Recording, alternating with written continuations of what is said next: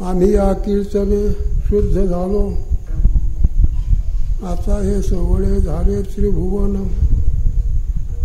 विषम धुवन सांडियले.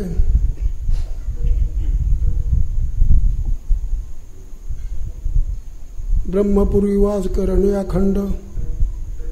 न देखीचे तोंड विठाळाचे. तुका म्हणे आम्हा एकांताचा वास. ब्रह्मी ब्रह्मरस सेवो सदा. आता हे सोवळे झाले त्रिभुवन. विषम धोवण सांडियले. विठ्ठल विठ्ठल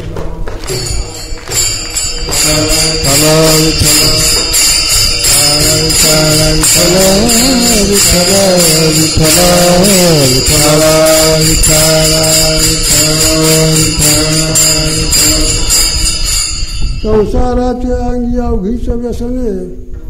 आम्ही या कीर्तने शुद्ध झालो. आता हे सोवळे झाले त्रिभुवन. विषम धुवन सांडियले. सेवेकरता घेतलेला अभंग श्रीमंत श्री तुकोबाराव यांचा वैकुंठ गमनातील किंवा प्रसंगातील असा अभंग आहे. अभंग आपण सर्वांना पाठ असेल असं मी समजतो. तुकाराम महाराज वैकुंठाला गेले तेव्हा त्यांच्या मुखातून हे उद्गार निघालेले आहेत.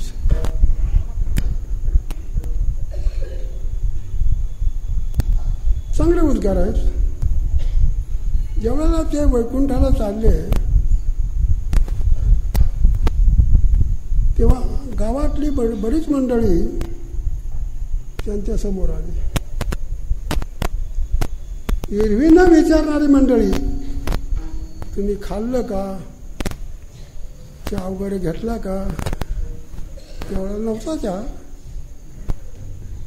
कॉफी घेतली का, न विचारणारी मंडळी. पण ज्यावेळेला महाराज विमानात बसले त्यावेळेला सगळे समोर आले आणि म्हणायला लागले, महाराज आता तुम्ही निघाला, आमची काय गती. तुकाराम महाराज अतिशय चाणक्य होते, अति हुशार होते. ते म्हणाले, काय सांगू आता मी तुम्हाला, कर्मधर्म तुम्हा असावे कल्याण, या माझे वचन आशीर्वाद. जसं तुमचं कर्म, जसं तुमचा धर्म, तसं तुमचं होईल, हाच माझा आशीर्वाद. याला कसा आशीर्वाद पाहिजे. आम्ही जसं वागू, जसं कर्म करू त्याप्रमाणे आमचं होत असतं. पण माणसं एरवी विचारित नाही. पण ज्या वेळेला त्यांच्यावर असा प्रसंग येतो त्यावेळेला विचारल्याशिवाय राहत नाही. महाराज वैकुंठाला गेले हे खरं आहे. महाराजांच्या वैकुंठ गमनाबद्दल अनेक शंका कुशंका आहेत. मला त्याच्याबद्दल अधिक विचार करायचा नाही. कोण म्हणतात त्यांना मारलं, काम केलं, संत केलं, काय कशाला. पण ज्यांनी जन्मभर तुकाराम महाराजांचं शत्रुत्व पत्करलं असे रामेश्वर भट्ट ते उद्गार काढतात. म्हणे रामेश्वर सकाळापासून गेलो तो विमानी बैसवून या. रामेश्वर भट्टांनी कट्टर शत्रुत्व त्यांच्याशी पत्करलं होतं. पण तुकाराम महाराजांचं साधुत्व त्यांच्या लक्षात आल्याबरोबर ते त्यांचे शिष्य बनले. शिष्य बनले बरं का, नुसते शिष्य न बनले, त्यांचे टाळकरी बनले. नुसते टाळकरी बनले नाही, त्यांच्या कीर्तनाला ते टाळ घेऊन उभं राहत असत. ब्राह्मण होते ते, नुसते ब्राह्मण नव्हते, जसे ग्रंथी होते. तेव्हा पुणा परगणामध्ये असत. त्या पुण्या परगणामध्ये त्यांचं वजन होतं, रामेश्वर भट्टाचं वजन होतं. अनेक काही गोष्टी त्यांच्याजवळ होत्या. पण तुकाराम महाराजांचं साधुत्व त्यांच्या लक्षात आल्याबरोबर तुकाराम महाराजांच्या बद्दल इतके छान उद्गार काढतात. चुकीचा चुळणेसी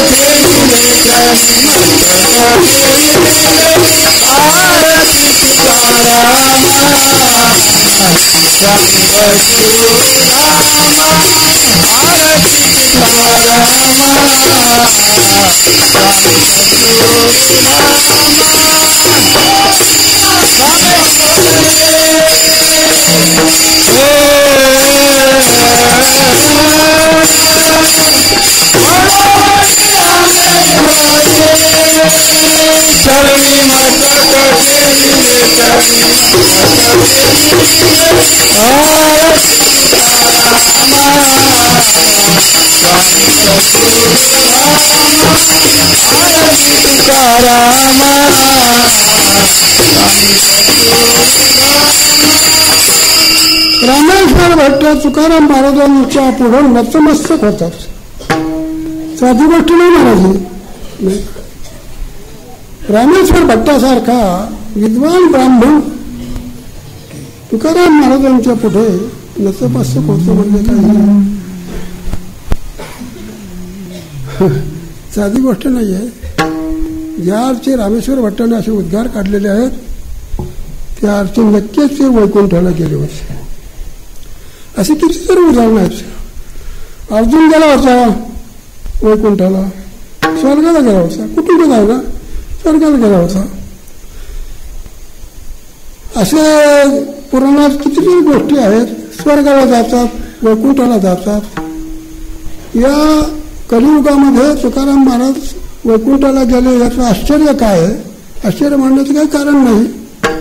आणि म्हणूनच तुकाराम महाराज ज्या वेळेला वैकुंठाला गेले त्यावेळेला त्यांच्या मुखातून जे उद्गार बाहेर पडले त्यातला हा अभंग आहे.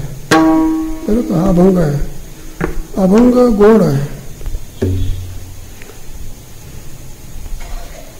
सांगणारे गोड आहेच, ऐकणारे गोड आहेच. जिथं हा अभंग घेतला तिथं ते स्थानही गोड आहे. काय अलौकिक प्रकार आहे माझा असा प्रकार आहे हा. तुकाराम महाराज या संसाराची अवस्था सांगतात.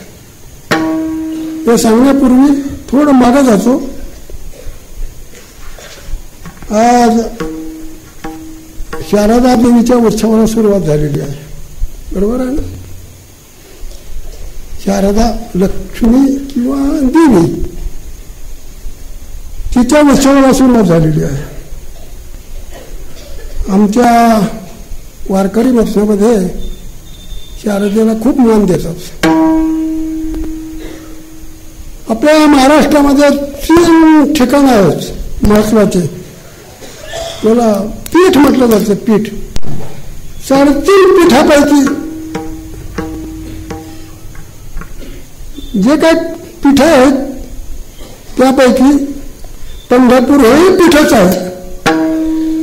पण हे नुसतं पीठ नाही, महायोग पीठ मोठं पीठ आहे. वणी पहिलं पीठ आहे, वणी. दुसरं कोल्हापूर. कोल्हापूर आहे ना, कोल्हापूर ज्ञानोबाला तिथे गेले होते ना, कोल्हापूर. आपल्या सोलापूरच्या जवळ उस्मानाबादमध्ये आजपासून तिथे उत्सव सुरू झाला. तुळजापूर, कोल्हापूर, वणी, आणखी एक माहूरगड. हे 3.5 पीठ आहेत. या 3.5 पीठामध्ये पंढरपूर महापीठ आहे, मोठं पीठ आहे. आणि या पीठामध्ये आज घटना स्थापना होत आहे. ती घट स्थापनामध्ये पांडुरंगाची स्थापना पहिली झालेली आहे. अशा या नवरात्रामध्ये हा उत्सव आलेला आहे. अनेक वर्षापासून हा उत्सव चालू आहे. मी बरेच वर्षापासून इथे कीर्तन करतोय. यावेळेला मी नकार दिला होता,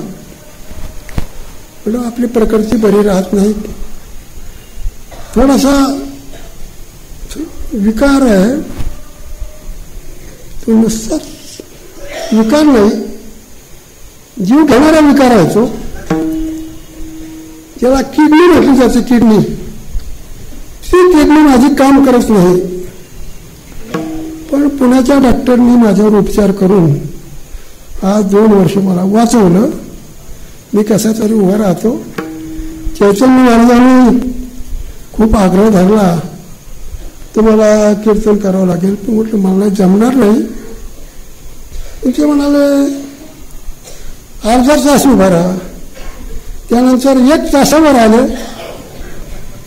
त्यानंतर म्हटलं 1.5 तास तरी करा.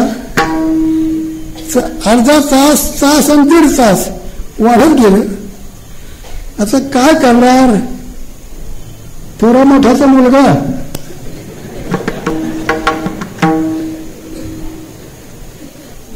चांगल्या घराण्यातला मुलगा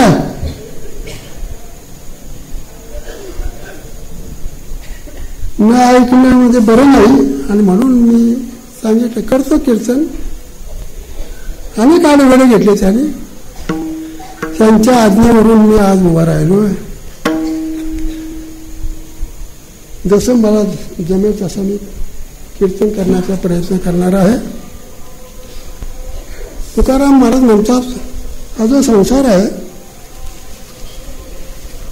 तो कसा आहे. संसाराचं स्वरूप, संसाराचं लक्षण आणि त्याच्या निवृत्तीचं साधन, या 2-3 गोष्टी या अभंगातून आलेल्या आहेत. संसाराचं स्वरूप पहिल्यांदाच तुकाराम महाराज म्हणतात, संसाराचे अंगी अवघीच व्यसन.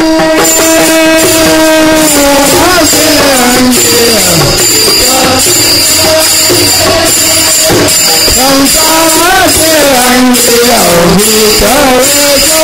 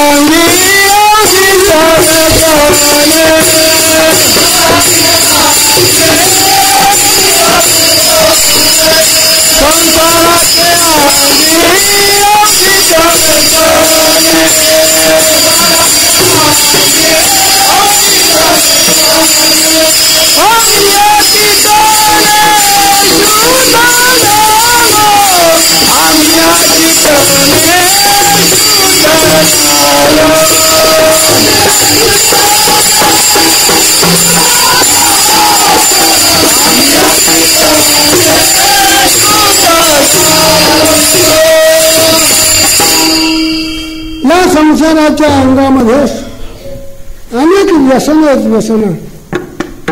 व्यसन म्हणजे छंद. माणूस म्हटला की कुठला तरी छंद असतोच, त्याला व्यसन असतच, नाही का? कोणी का असं ना व्यसन असतच. याच्या पुढे जाऊन सांगितलं जरूर व्यसन असावं. बरंच चांगलं नाही काय, जरूर व्यसन असावं. व्यसन असावं पण अधोगतीला नेण्याला व्यसन नसावं. आहे ना व्यसन. कोणाला बिडीचं व्यसन, कोणाला तंबाखूचं व्यसन, कोणाला गुटखा खाण्याचं व्यसन. इथं नसेल तशी मंडळी म्हणा. गुटखा खाण्याचं व्यसन, गांजा, अमकं चमकं काय सकाळचं कशाचा विचार करून याला.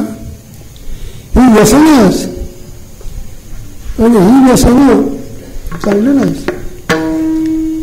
आणि म्हणून एका सुभाषितामध्ये गोड वर्णन केलेलं आहे. व्यसनाने संत खडून होणे, व्यसनद्वयमेव केवलम व्यसनम, विद्या व्यसनम व्यसनम अथवा हरिपाद सेवनम व्यसनम.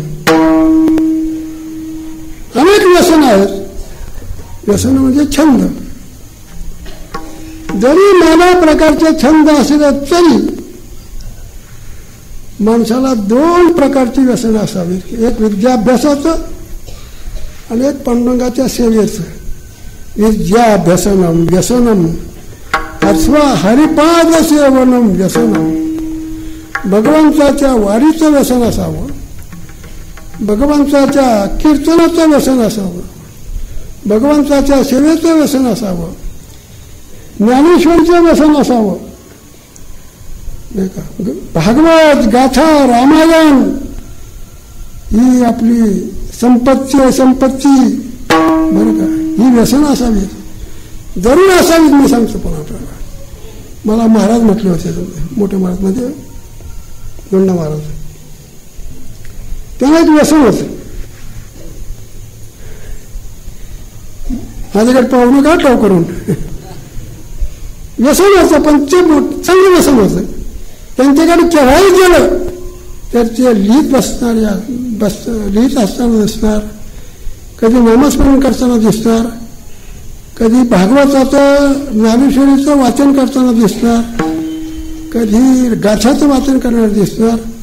आणि मला ते म्हणालेले, मी जसं वाचन करतो तसं तुम्ही करत जा. मला आशीर्वाद दिला बरं का त्याने.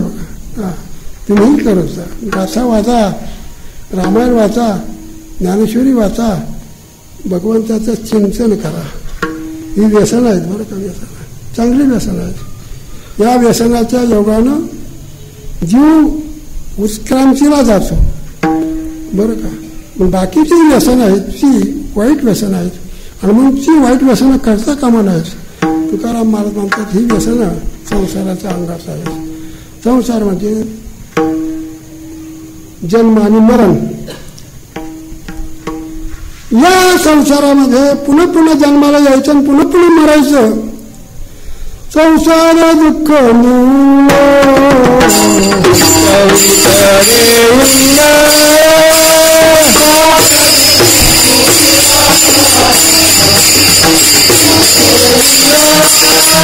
संसार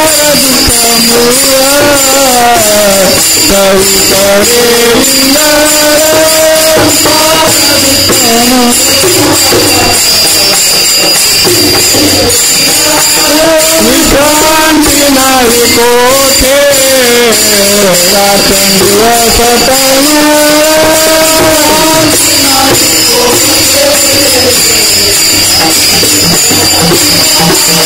विश्रांती नाही कोठे रात्रंदिवस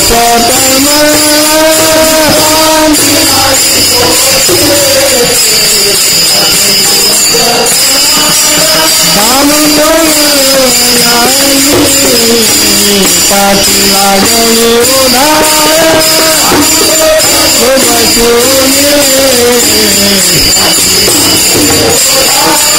काम सोडलो बसुनी पाठी लागली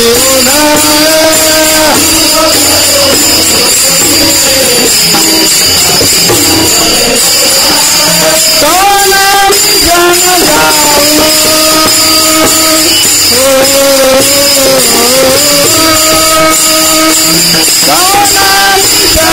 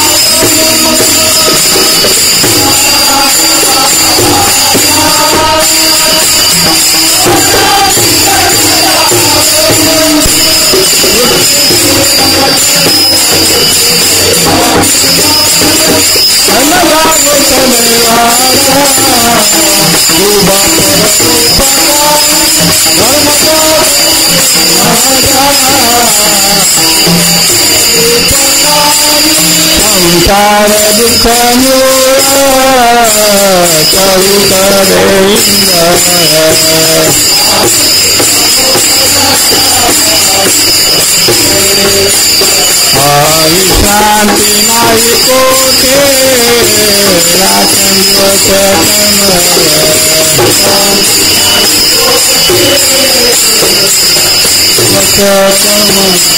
काम क्रोधलो भसुनी पाठी लागलो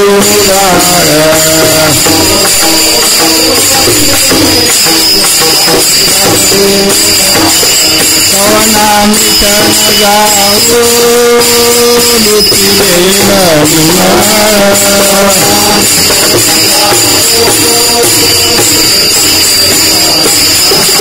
कवना मिटन जाऊ दुखी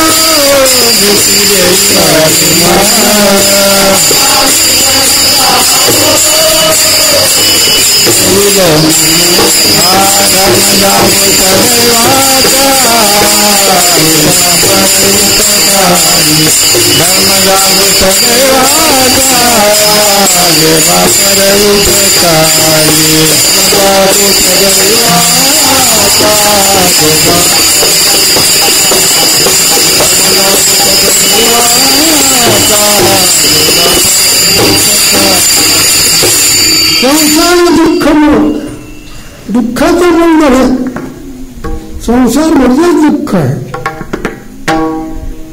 हा जो संसार आहे ना दुःखमय आहे. तो हे काय कळत नाही का आपल्याला? सगळ्याला कळतं महाराज, सामान्य माणसापासून कीर्तनकारापर्यंत सगळ्याला कळतं, पण सुटत नाही. इतका काय सोपा आहे काय तो?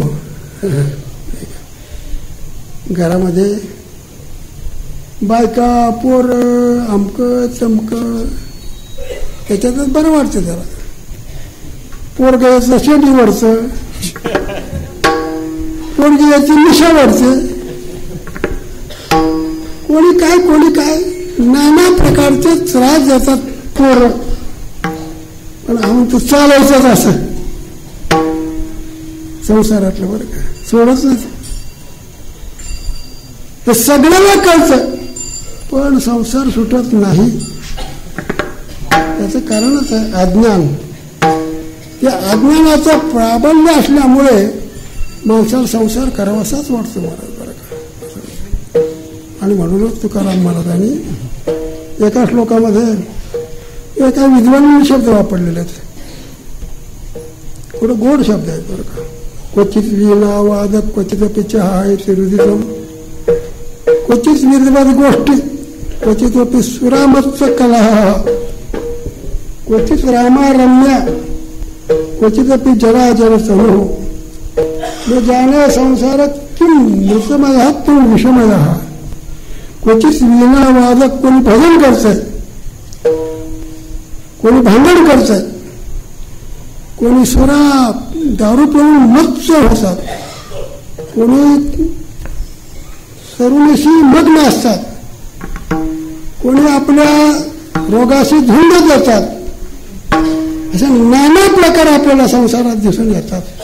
आणि म्हणून तो विद्वान म्हणतो हा संसार विषमय आहे का अमृतमय आहे कळायला अवघड आहे. पण तुकाराम महाराज म्हणतात देवाने कृपा केली आणि त्यात कृपेचा इष्ट परिणाम माझ्या अंतःकरणावर झाला आणि मला संसाराचं स्वरूप समजलं. संसार कसा आहे त्यातलं सगळं स्वरूप तुकाराम महाराजांनी खालच्या चरणातून सांगितलेलं आहे. संसार त्या संसाराचं सगळं व्यापक पण तुकाराम महाराज व्यक्त करतात. संसाराचे अंगी व्यसन आहे. भगवंताला व्यसन होतं, साधूला व्यसन आहे. अमृताचं व्यसन अमृतेचं निधान. संसाराला व्यसन आहे, भगवंताला व्यसन आहे. संसाराला भगवंताचं व्यसन तर भगवंताला संसारचं व्यसन. अशी मोठी गंमत आहे बरं का. संसाराच्या अंगी अवघीचं व्यसन आहे. पण आम्ही या कीर्तन या शुद्ध झालो.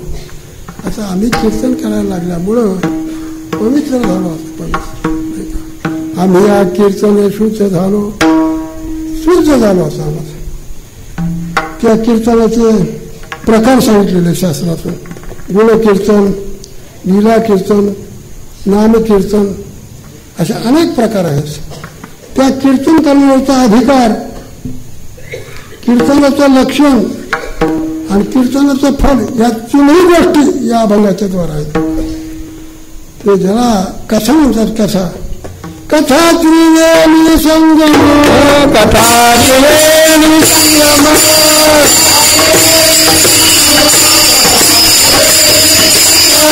कथा त्रिवेणी संगम कथा त्रिवेणी संगम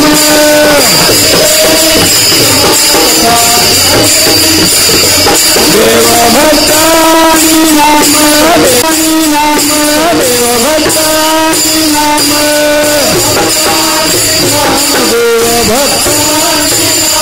देवभक्तानि नाम देवभक्तानि नाम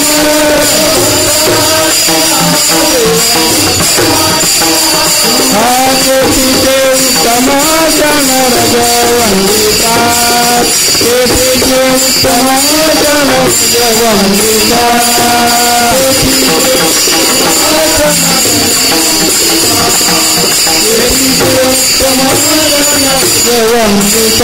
कथा त्रिवेणी संगम देवभक्तानि नाम केतिते उत्तम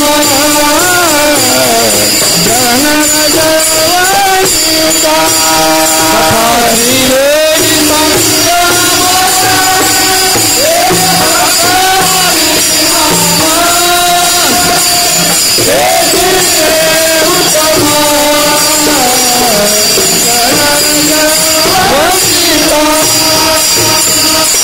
हे कीर्तन त्रिवेणी संगम आहे. गंगा, भागीरथी आणि यमुना हा जसा त्रिवेणी संगम आहे तसा कीर्तनाचा देव, भक्त आणि नाम हा त्रिवेणी संगम आहे. आणि या कीर्तनाच्या मुळे काय होतं काय, जवळचे दोषाचे डोंगर किती दोषातला दोषी असला तरी पण असं होऊ शकतं ते का. कीर्तन चांग कीर्तन चांग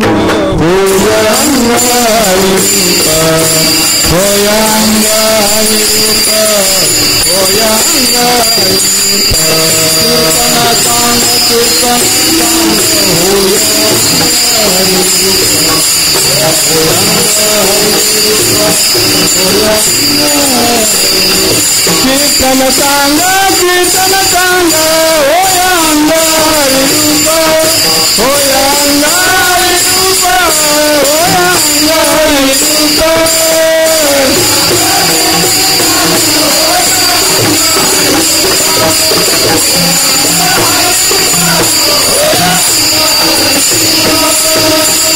या कीर्तनाच्या योगाने आपले शरीर हरिरूप होत.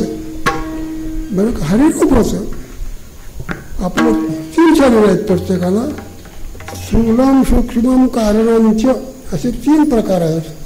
हे तिन्ही शरीर पवित्र होतात. बरं का. आणि म्हणून याच्या वरच्या भागामध्ये तुकाराम महाराज सांगतात गोटविला ब्रह्मज्ञाने हाती मुक्त आत्मस्थिती सांडावी. या कीर्तनाचा काय प्रभाव. घोटविना लाल ब्रह्मज्ञाने हाती. या कीर्तनाच्या योगाने ब्रह्मज्ञान जरी असले ते लाल घोटायला लागेल. लाल घोटायला लागेल कीर्तनाचं बरं का महत्व आहे. घोटविना लाल ब्रह्मज्ञाने हाती मुक्त आत्मस्थिती सांडावी ना. मुक्ताला आत्मस्थिती सांडावायला लागेल. जे तपस्वी असतील तीर्थयात्रा करणारे असतील त्यांना त्यांचा अभिमान सोडायला लागेल. म्हणून ब्रह्मभूत काया तसे कीर्तनी भाग्य तरी लोणी देवायचं. आणि म्हणून असं हे कीर्तन त्या कीर्तनाचा अधिकार भगवंताने नव्या अध्यायात सांगितलेला आहे. महात्मानं स्वाम पार्थ दैवीन प्रकृती माश्रिता भजनची अनन्य मनसो ज्ञात्वा भूसादिम अव्ययम. मी पद्धतीत केलं बरं का. भगवान म्हणतात माझं तटस्थ लक्षण स्वरूप लक्षण जाणून दे माझी सेवा करतात. अव्ययम ज्ञात्वा अव्ययम शब्द असा आहे बघा. आणि भूसादिम तटस्थ लक्षण आणि पुढं स्वरूप लक्षण दोन्ही लक्षणं जाणून माझी जी सेवा करतात भगवान म्हणतात त्याला महात्मा म्हटलं जातं. महात्मा महान आत्मा यशसहा याचा अंतःकरण मोठा आहे. ज्ञानवरांचा असा अर्थ केलेला बरं का. जयाचे चौखटे मानसी मी होईल अक्षेत्र संन्यासी दया निजेल्या तो उपास वैराग्य गा. हा कीर्तन करण्याचा अधिकार ज्ञानवरांनी किंवा भगवंताने सांगितलेला आहे. ज्याच्याकडे असा अधिकार असेल त्यानेच कीर्तन करत जावं. पुढे कीर्तनाचं फळ सांगितलेलं सततम कीर्तयांचा हा याचं व्याख्यान त्याच्याचं हाताळा आपण. तरी कीर्तनाचे मिटण्याचे नाशिले व्यवसाय प्राश्चित्याचे नामच नाही पापाच्या ऐसे केले. तेव्हा जमा अवकळा आणली तीर्थे ठायावरून उठवली यमलोकीची कुंटली राहटी आघवी ऐसे माझे नाम घोषे नाहीशी करती विश्वाची दुःखे अवघे जगाची महासुखे तुम्हीच भरले. हे कीर्तनाचं फळ आहे. आणि त्याच्या पुढं कृष्ण विष्णू हरी गोविंद या नामाचे निखळ प्रबंध माझी आत्मचर्चा विशेष उदंडगाची हे लक्षण आहे. बरं का. कीर्तनात ह्या गोष्टी असाव्यात. वैराग्य असावं, ज्ञान असावं, भक्ती असावी. 5 गोष्टी सहसा सांगू नयेत. बरं का. हे गोष्टी म्हणून तर यात्मार्जना शब्द वापरलेले बरं का. कीर्तन म्हटलं पाहिजे जेव्हा करून मूर्ती ठसावी अंतरी श्रीहरीची ऐशी कीर्तन मर्यादा आहे संताच्या घरची. बरं का. ही कीर्तनाची मर्यादा सांगितलेली तुकाराम महाराजांनी. आणि अशी कीर्तनाची मर्यादा आपण सांभाळली तर त्याचा अंतःकरणावर इष्ट परिणाम होतो. आणि म्हणून संसाराच्या अंगी अवघीच व्यसने आम्ही या कीर्तन शुद्ध झालो. या कीर्तनाच्या गुणाने शुद्ध झालो. आता हे सोवळे झाले त्रिभुवन विषम धुवन सांडले. आता आम्हाला सगळं त्रिभुवन सोहळं झालं. सोहळाचं झाला. अंगीकार देव केला. तुकाराम महाराजांनी सोहळ्याची व्याख्या सांगितलेली आहे. अंगीकार देव केला. ज्याचा अंगीकार भगवंत करतो त्याला सोहळा म्हटला जातो. त्याही पेक्षा परद्रव्य परणारी याचा धरी विचार, परद्रव्याचा आणि परस्त्रीचा ज्याला स्पर्शच झाला नाही त्याला सोहळा म्हटला जातो, त्याला शुद्ध म्हटलं जातं. नाही का? असा प्रकार आहे. तुकाराम महाराजांना शिवाजी राजानं अगणित पैसा देण्याचा प्रयत्न केला, सगळ्याला माहिती आहे. पण तुकाराम महाराजांनी निखळून सांगितलं, जिवट्या छत्री घोडे आम्हाला कशाला पाहिजे, कोणी देत नाही म्हणून आम्ही वैराग्यवान आहोत. आमच्या मामाची भाषा सांगू का, हातावर नुसते 10 पैसे जरी ठेवले तरी पडिले वळण खिशाकडे. 10 पैशाला किंमतच नाही आता, पण पडिले वळण खिशाकडे. या कीर्तने शुद्ध झालो याचा अर्थ मी बोललो.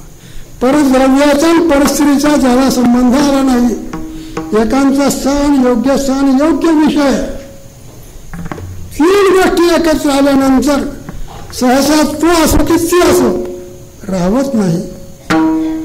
तुकाराम महाराज भंडाऱ्यावर असताना कोणी म्हणतात तेवढीच्या लोकांनी त्या बाईला बनवलं, कोणी म्हणतात ती बाई आपण होऊन गेली कशी का असेना. एकांचाच प्रश्न असताना तुकाराम महाराज इथे ती बाई गेली आणि आपली शारीरिक वासना तुकाराम महाराजापुढे तिने व्यक्त केली. शेवटी महाराजांनी निक्षून सांगितलं, दैवत माते हे आई बोलल्यानंतर खाली कुठलं नातं शिल्लक राहत नाही. बरोबर, दैवत माते न करू सयास आम्ही विष्णुदास तैसे न हो, नाही का. पण ती बाई जास्तच आग्रह धरायला लागली. जेव्हा तुका म्हणत तुझं पाहिजे भ्रतार, शारीरिक भोगा करता जर तुला नवराच पाहिजे असेल तर देवगावात मी एकटाच पुरुष आहे का, जा ना तिकडं. जर परद्रव्याचा पण स्त्रीचा ज्यांच्या आयुष्यात कधीही संबंध आला नाही म्हणून त्याला म्हटलं जातं पवित्र. पवित्र आहे सांगतात, तुम्हाला हरकत नाही. झालेलं प्रकरण माझंच आहे. कालच्या आषाढीवाडीला देवकराच्या मठामध्ये स्वपन काका माझा सत्कार केला. देवकरांनी म्हणे आमची काय त्यांचे, त्याच्यामध्ये बरेच लोक होते, तुमचे चैतन्य महाराज होते, अनेक लोक होते. त्याने 21,000 रुपये दिले मला. सांगतो का, 21,000 रुपये दिले मला. आणि तुम्ही संपूर्ण महाराजांच्यात पूर्ण 4,000 टाकले म्हणजे 25,000 झाले. 21 आणि 4 25,000 झाले. घेतले पण हे चरण माझ्या पुढे आडवं. आता काय करायचं. शेवटी मी तिथंच सांगितलं, हे पैसे घेऊन मी, पण माझ्या वैयक्तिक खर्च करता त्याचा उपयोग करणार नाही. संपलं काम. झालं ना. 25,000 रुपये जरी 25,000 रुपये मिळाले तर मी माझा वैयक्तिक खर्च करता त्याचा उपयोग जर केला तर पाप आहे, बाकीचं काय नाही का. तुकाराम महाराज म्हणतात नाही का, आता हे सोहळे झाले त्रिभुवन, आता सगळं सोहळा त्रिभुवन सोहळा झालं नाही का. विषम धुवन सांडी गेले, विषमता संपली आमची का, संपली विषमता. बरं का, विषमता म्हणजे द्वैस काय म्हणत झाला, विषमता संपली. आणि ती विषमता संपल्यानंतर काय अवस्था होते त्याचा पुढच्या चरणात उपयोग केला. काय ब्रह्मपुरी वास करणे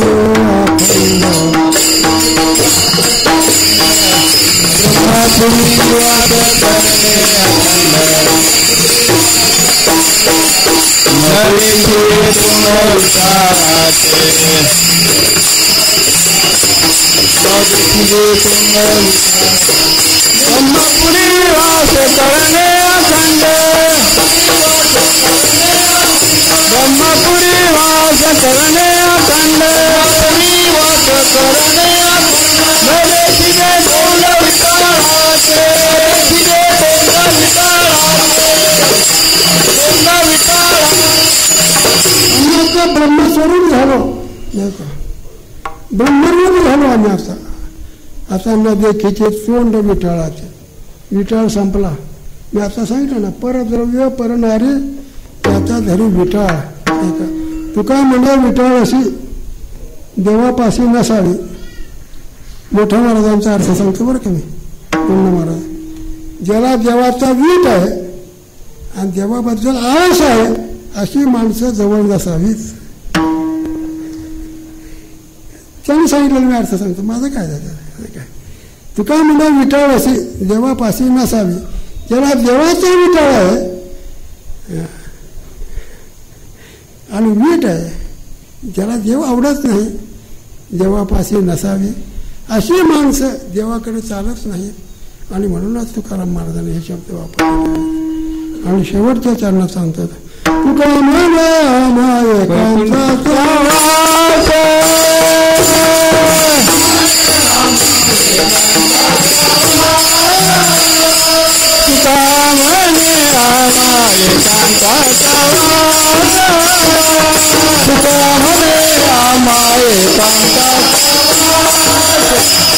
ब्रह्मी ब्रह्मरस से उजाला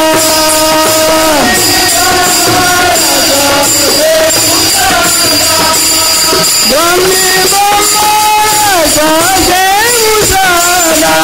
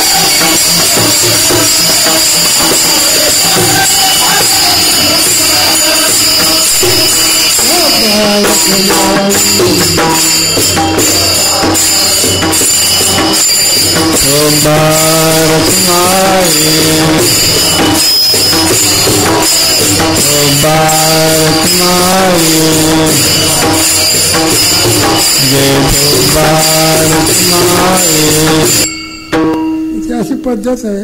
इथे काय आणखी ठिकाणी पुढे म्हणणाऱ्या माणसापेक्षा उभे राहणारी मंडळी पुढे जी म्हणतात ना मागची मंडळी टाळ वाजवीत नाहीत. सगळे खांबासारखे उभे राहतात. फटावरच असं चालत नाही. महाराज मला माऊली बोलले होते देवकर आपले ते देवकर माऊली.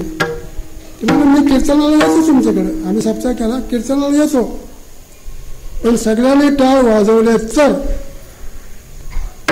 त्याचे पुढे म्हणणारा असतो एक दोन तेवढेच टाळ वाजवतात. बाकी सगळे उभे राहतात नुसते उभे राहतात. पद्धत आहे. आता चालू द्या. मला काय एक दिवस कीर्तन करायचं बाकी कशाला बोलू मी जास्त. तुका म्हणे आम्हा एकांताचा वास ब्रह्मी ब्रह्मरस अशी उसदा. आम्हाला एकांत आवडतं. एकांत म्हणजे बायका पोराचा मुलाबाळाचा, शेतीवाडीचा, घरादाराचा त्याग केला म्हणजे एकांच होत नाही, नाही का. सर्वस्व सारून वना गेला, वनी वणीचा चिंतू लागला. नाथ महाराजांचा बायकोचा त्याग केला, पोराचा त्याग केला, घराचा त्याग केला, गेला कुठेतरी. पण वनी वणीचा चिंतू लागला. वनात जाऊन वणीचं चिंतन करू लागला. तिथं वणीचं म्हणजे बायको. आणि म्हणून आपल्या गावरान म्हण आहे, बरा होतो घरी कुठून आठवली पंढरी. एकांत या शब्दाचा अर्थ जिथे आपल्या मनाला नैतिक समाधान प्राप्त होईल तो एकांत. मग तुम्ही घरात राहा, नाहीतर एखाद्या डोंगरावर जा, एखाद्या कोपीत राहा, कुठे राहा, पण आपल्या मनाला समाधान झालं पाहिजे. तुकाराम महाराज भंडाऱ्याला जायचे, नाही का, भामचंद्राला जायचे, तिथे भगवंताचं चिंतन करायचं. हा त्यांचा एकांत होता. येणे सुखे रुचे एकांताचा वास, ब्रह्मी ब्रह्मरस शिवू सदा. आणि आम्ही एकांतात राहून ब्रह्मरस सेवन करतो. ब्रह्मरस म्हणजे आंबारस, लिंबूरस, बाकीचे सगळे रस जे आहेत ना ते रसीचे घ्यायचे नाहीत. हा रस आनंद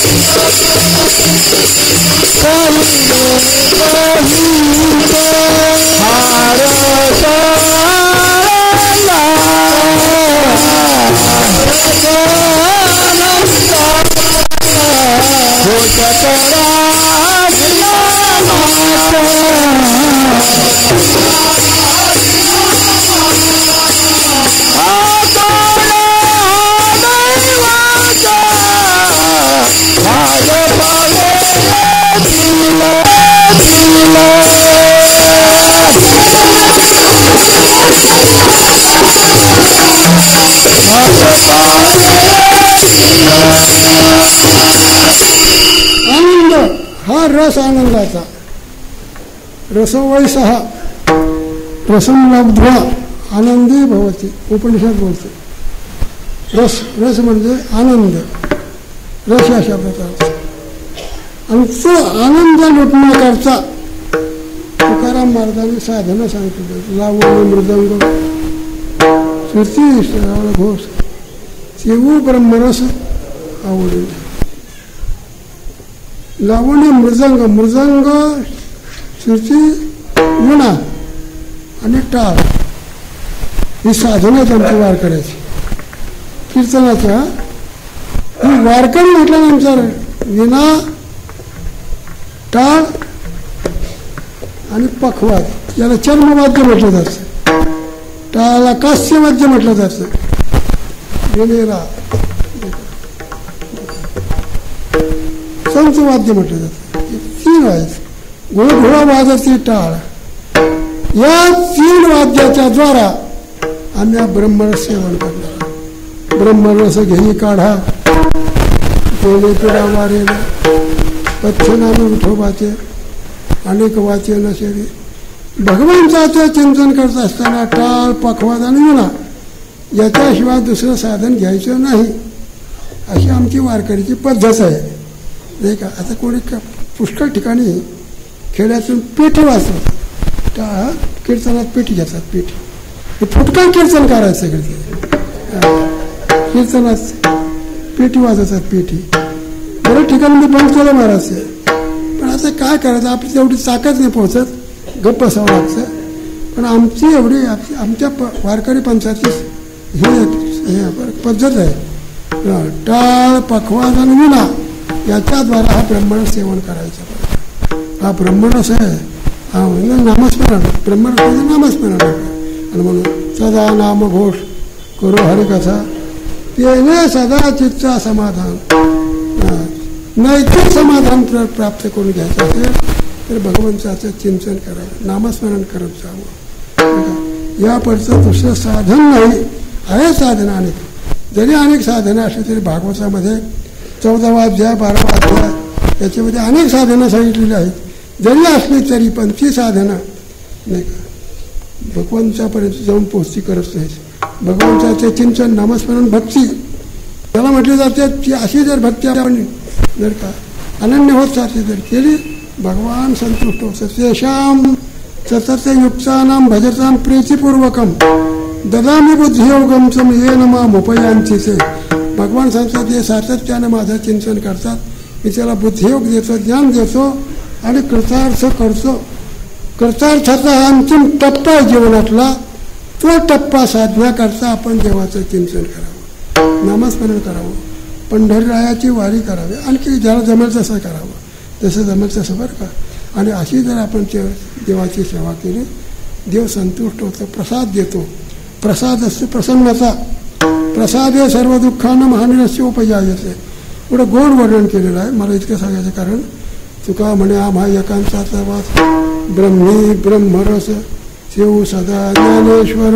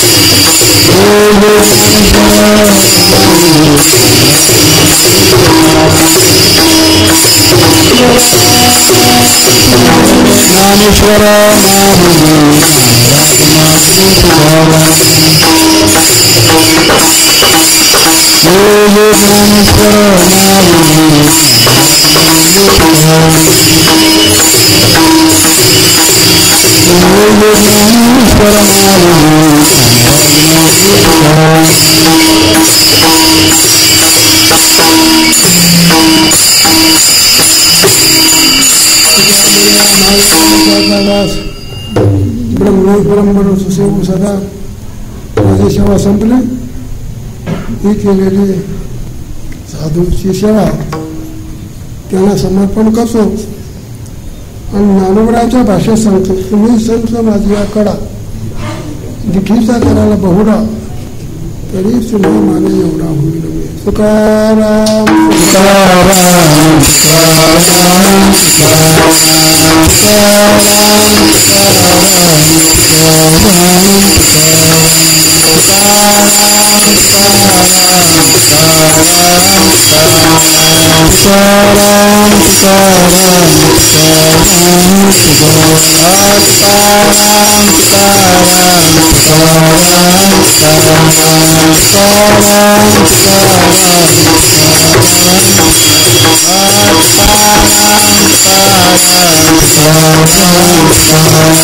Jai